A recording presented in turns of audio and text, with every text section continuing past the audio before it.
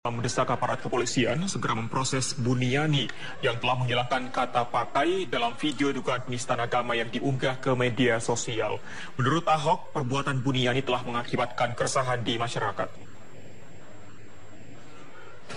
Ahok menegaskan tindakan Buniani meresahkan. Video rekaman yang menyinggung soal Al-Quran Surat Al-Maidah ayat 51, menurut Ahok telah diedit sehingga menyudutkan dirinya.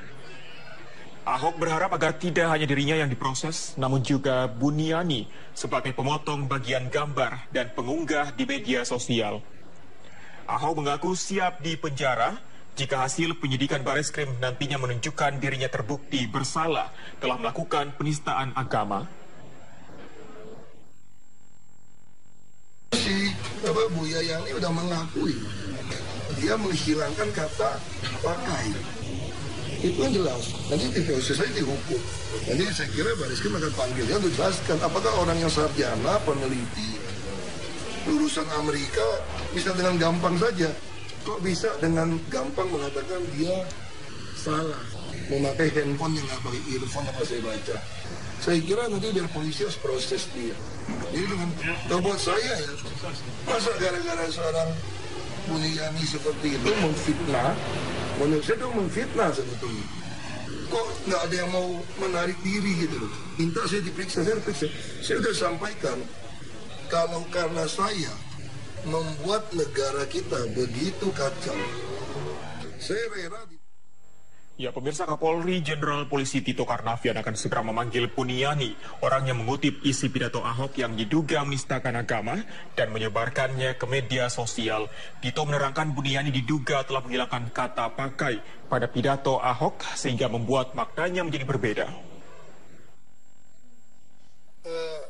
Ada satu yang dilaporkan saudara, namanya saudara Buniani, juga sudah media sosial, kita akan panggil yang bersangkutan minggu ini, menyatakan bahwa telah salah mengutip karena di kata-kata pakainya dihilangkan. Itu sangat beda ya dari kita tanya kepada ahli bahasa, pengertiannya kalau dibohongin ayat surat dibohongin ayat Al-Maidah 51 dengan dibohongi pakai Al-Maidah 51. Itu kan beda, sangat beda sekali. Kalau yang pertama dibohongi Al-Maidah 51, itu pasti yang dikatakan bohong adalah ayatnya. Tapi kalau dibohongin pakai Al-Maidah, berarti bukan ayatnya, tapi adalah orangnya. Jangan percaya kepada orang. Nah, ini yang sedang kita minta keterangan kepada saksi-saksi ahli. Dan kami sekali lagi, kalau nanti hasil gelar perkara menyatakan bahwa itu terbukti berisi unsur pidana atau tindak pidana, ada tidak pidananya, nggak akan ragu-ragu kita akan naikkan menjadi penyidikan. Dan kalau jadi penyidikan, berarti pelapor bisa menjadi tersangka. Pengunggah video Ahok yang memicu kemarahan umat muslim, Buniani menyatakan siap diproses secara hukum jika dianggap sebagai provokator. Respon itu disampaikan Buniani untuk menjawab sebuah petisi yang menuntut proses hukum atas perbuatannya itu. Buniani mengaku siap menerima konsekuensi hukum atas video yang diunggahnya. Dalam video yang diunggah melalui akun Facebooknya, Buniani menghilangkan kata pakai pada rekaman aslinya yang berbunyi, dibohongi pakai surat Al-Maidah. Hasil editan itu memicu tuduhan penistaan agama terhadap Ahok yang kemudian menyulut kemarahan umat muslim. Buni mengaku tidak cermat dalam mentranskrip video tersebut. Meski demikian, Buni menyatakan dengan atau tanpa kata pakai pada kalimat itu tetap dinilai sebagai penistaan agama dan menimbulkan kontroversi. Saya dengarkan itu kelihatannya rupanya nggak terlalu nggak terlalu jelas. Dan juga saya pulang jam sekian, cukup capek karena baru selesai mengajar ya. Mungkin itu juga dua hal. Jadi tidak tertangkap itu kata pakai. Jadi sama sekali tidak disengaja. Nah, lalu kemudian sama Guntur saya ditegur. Berbeda artinya, tetapi mau ada kata pakai ataupun tidak ada kata pakai, secara semantik tetap mengandung unsur penistaan terhadap agama. Jadi nggak bisa, mau ada kata pakai maupun tidak, mau pakai transkrip saya atau mau pakai transkripnya Mas Guntur, itu tetap ada unsur penistaan. Selain mengaku tidak cermat, Buniani juga menyatakan tidak ada maksud politik sama sekali mengunggah video dugaan penistaan agama yang dilakukan Ahok di akun Facebooknya. Buni justru merasa dijadikan bahan politisasi oleh tim sukses salah satu calon pilkada DKI Jakarta. Menurut Buniani, tidak ada motif politik atau tekanan dari pihak politik manapun untuk mengunggah video pidato Ahok di Pulau Seribu itu. Buni mengaku mengunggah video itu semata-mata hanya sebagai bahan kritik kepada para pejabat, bukan hanya kepada Ahok, tetapi juga mengkritisi pejabat lainnya seperti SBY dan Jokowi. Karena itu Buni mengaku menyayangkan politisasi atas video yang diunggahnya. Semua sama, dan itu kan sah-sah saja dalam demokrasi sesungguhnya. Jadi sama sekali nggak ada ini gitu ya, nggak ada. Iya kan orang mengait-ngaitkannya, maklum ini kan tahun politik, lalu dipelintir ke sana, lalu dibawa kemari, di sini. Nah itu saya menjadi sedih. Pemirsa, Buniani mengaku video pidato Gubernur DKI Jakarta Basuki Cahayapurnama atau Ahok di Pulau Seribu yang ia unggah di akun Facebook tidak berbeda dengan aslinya. Ia juga membantah jika dirinya mengedit video tersebut. Buniani membantah jika dirinya disebut sebagai pengedar pertama video yang memicu gelombang unjuk rasa atas dugaan penistaan agama oleh Ahok. Namun ia mengaku mengunggah video pidato Ahok tersebut secara tidak utuh. Dan Bareskrim menurut Yani mengatakan video yang diunggahnya tidak berbeda dengan video asli yang diunggah oleh Pemprov DKI Jakarta. Sebelumnya Bareskrim Mabes Polri telah meneliti keaslian video pidato Gubernur DKI Jakarta Basuki Cahayapurnama di Kepulauan Seribu yang menjadi viral di media sosial. Video tersebut berisikan Basuki Cahayapurnama mengutip surat Al-Maidah ayat 51. Dia merasa dirugikan. Yang saya dapatkan dari media NKRI.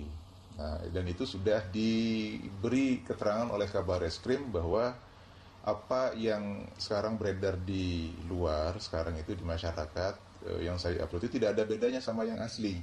Dan itu sudah di cross check ke Pak Gubernur ya, ke Pak Basuki Cahayapurnama. Itu beliau ini Pak Mutra pemirsa, pidato Wakil Ketua DPR Fahri Hamzah saat berunjuk rasa 4 November diduga bermuatan politik. Orasi tersebut disebut-sebut berisi seruan untuk menjatuhkan Presiden Joko Widodo. Dan berikut isi pidato Fahri Hamzah tersebut. Bismillahirrahmanirrahim. Assalamualaikum warahmatullahi wabarakatuh. Alhamdulillahi rabbil alamin. Assalatu wassalamu ala asrafil anbiya wal mursalin wa ala alihi wa ashabihi ajma'in, amma ba'd. Para guru kita, para masyaikh, para habaib, para ustadz, para tokoh yang hadir pada hari ini, jemaah sekalian yang datang dari seluruh Indonesia, berupa perwakilan-perwakilan yang seperti disebut Pak Fadli tadi, menggunakan dananya sendiri untuk datang ke titik ini, menyatakan aspirasinya kepada Presiden Republik Indonesia dan tidak kepada yang lainnya. Pertama, kami berterima kasih karena diundang sebagai pimpinan DPR menerima Habib Rizik dan seluruh ulama yang datang, dan kami berjanji untuk datang. Dan sekarang kami penuhi janji itu. Dari Masjid Istiqlal sholat Jumat sampai di sini, kami memperkirakan seperti kata Pak Amin Rais, inilah parlemen jalanan terbesar dalam sejarah Republik Indonesia.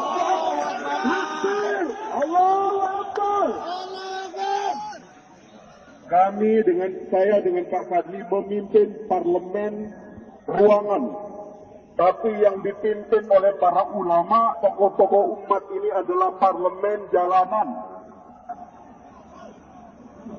Di Indonesia itu ada dua realitas penting. Yang pertama yang kita sebut sebagai umat. Inilah umat Islam. Usianya lebih tua daripada negara. Mereka lah yang datang dengan korbannya, dengan jubahnya, mengusir penjajah dari bumi Indonesia. Lalu tiba-tiba sekarang korban dan jubahnya mau dihina. Bukankah Pangeran Diponegoro, Tengku Imam Bonjol berjuang membebaskan negara ini dengan jubah? Umatlah yang berjuang mengusir penjajah dengan takbir, seperti yang dilakukan oleh Bung Tomo. Tiba-tiba sekarang takbir mau dikriminalisasi orang bertakbir mau dianggap teroris. Umat usianya lebih tua daripada negara. Habis. Dan sekarang umat menguasai ruang parlemen jalanan ini. Saudara Presiden Jokowi telah melanggar berkali-kali. Setidak-tidaknya dia telah tidak memberikan rasa nyaman kepada hati umat Islam. Menghina ulama, mencaci maki simbol-simbol Islam, membiarkan orang yang non-Muslim menghina simbol-simbol agama kita. Ini tindakan yang memberikan rasa tidak nyaman kepada umat, dan sekarang kalau umat itu bangkit adalah wajar dan benar adanya. Oleh sebab itu tadi sudah dikatakan oleh Pak Fadli, Presiden juga melanggar hukum.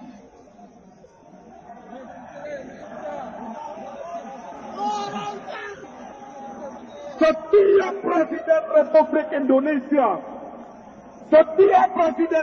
Indonesia ketika disumpah menjadi pemimpin kita, dia disumpah untuk setia kepada hukum dan setia kepada konstitusi negara.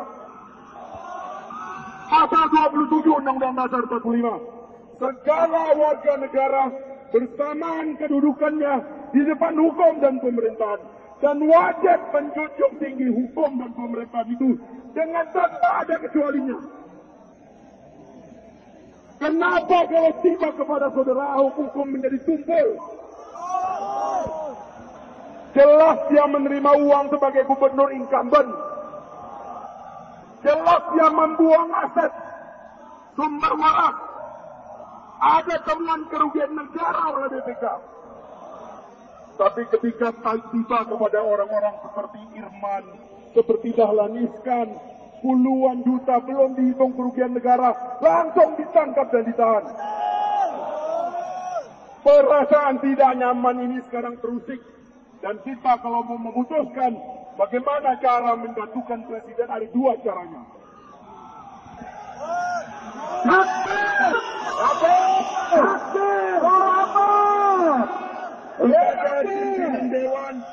Sebagai pimpinan Dewan, saya akan memberitahu cara yang legal. Ya, ini bukan jalan revolusi. Jangankan untuk menjatuhkan seorang Ahok, menjatuhkan Presiden Jokowi pun sudah ada aturannya.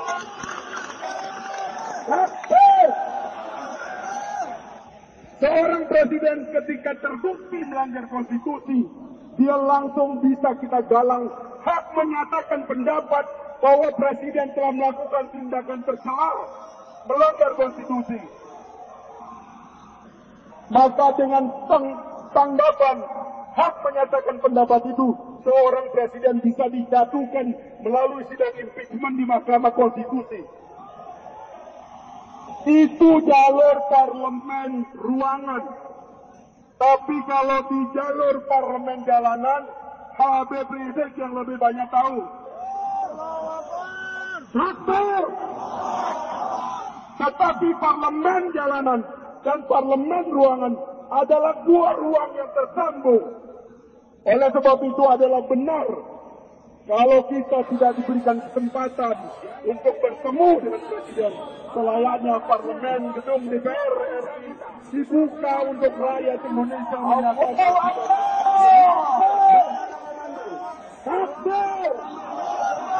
Tidak ada yang salah dalam hal ini. Yang salah adalah penakut yang tidak berani ketemu rakyatnya. Itu saja yang saya bisa sampaikan. Mudah-mudahan hari ini adalah keberkahan bagi bangsa Indonesia. Hari yang baik di antara hari-hari baik umat Islam. Semoga jayalah bangsa kita, jayalah umat kita, sehingga kita bisa membantu umat-umat kita di tempat lain.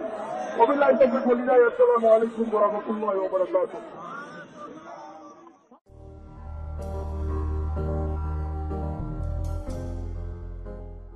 Zaki, ribuan orang yang tergabung dalam Gerakan Masyarakat Jakarta atau GMJ sudah sekitar pukul 10.30 melakukan aksi unjuk rasa di depan gedung Dewan Perwakilan Rakyat Daerah Provinsi DKI Jakarta. Mereka saat ini masih berada di Jalan Kebon Siri Raya, tepat di depan gedung DPR DKI Jakarta, dan menyuarakan aspirasi yang menjadi tuntutan yang disampaikan oleh orator yang berada di atas mobil. Orator diantaranya tadi Habib Rizik Syihab dengan menyampaikan dua tuntutan utama, yaitu turunkan harga bahan bakar minyak dan juga tolak Ahok sebagai Gubernur DKI Jakarta.